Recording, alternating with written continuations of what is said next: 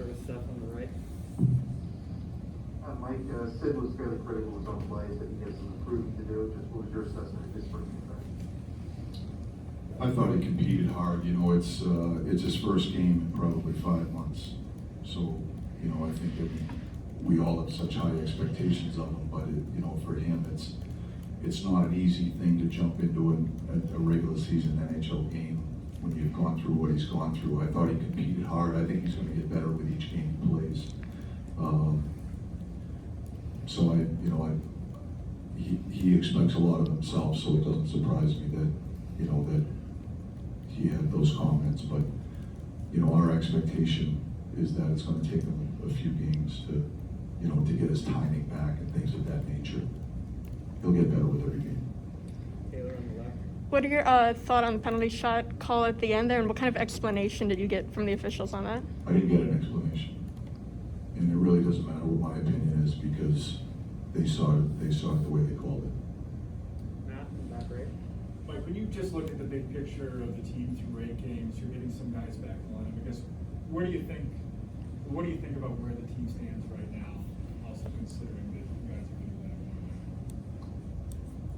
line? Well, it's difficult to assess. You know, I don't think we played well tonight.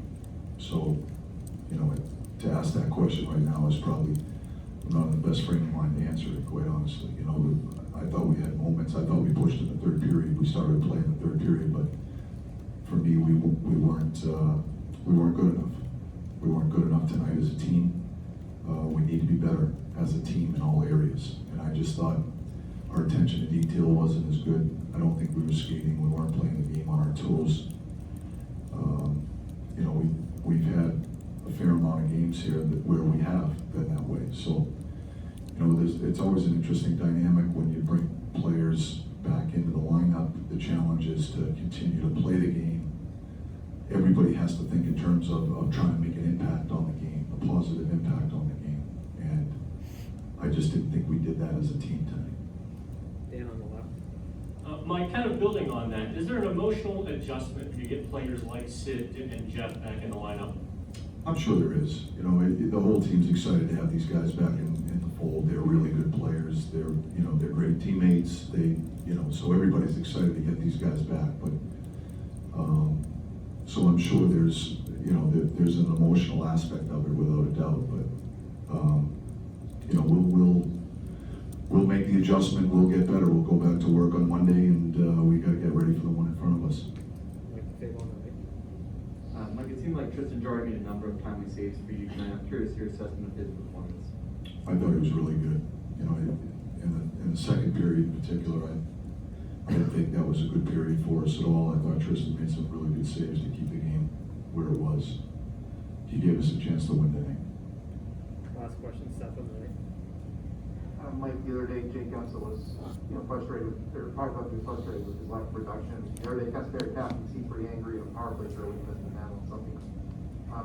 When you have skilled players who clearly can produce most of the time and they're not doing it, what's your job as a coach or coaching staff to try to keep them upbeat, or is it upon them to, given that they're professionals, they're grown men, they should be able to do it themselves? What's the balance in that dynamic, I guess? Well, it's on all of us. You know, we're a team.